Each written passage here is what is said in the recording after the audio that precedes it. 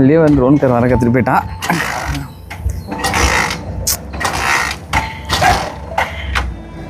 கூட இருக்குதே சட்டை அப்படியே மெக்கானிக் கடை இருக்குது அண்ணா. பைக் ஸ்டார்ட் ஆகலண்ணா, பார்க்குறீங்களா? சரி பார்த்துருங்க.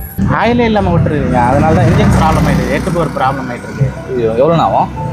ஒரு 3000 ரூபாய் ஆகும். 3000 ரூபாய் ஆகும். 3000 ரூபாய் ரெடி பண்ணேண்ணா. நான் காசு அப்புறம் தரேன். இல்லை, காசு கொடுத்தா தான் பண்ண முடியும். ஒரே நிமிஷம்ண்ணா. சொல்லுங்க. வண்டி ஃபால்ட் ஆயிடுச்சு. இப்போ எங்கே இருக்கீங்க? மெக்கானிக் செட்டில் விட்டுட்டீங்களா? விட்டுட்டேன். 3000 ரூபான்னு சொல்லியிருக்காங்க. 3000 ரூபாய் ஆகும். சரி, நீங்கள் விட்டுட்டு வீட்டுக்கு வாங்களேன் ஃபஸ்ட்டு.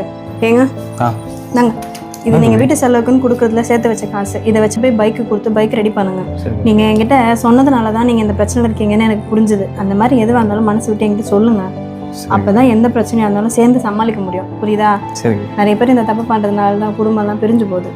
சரி.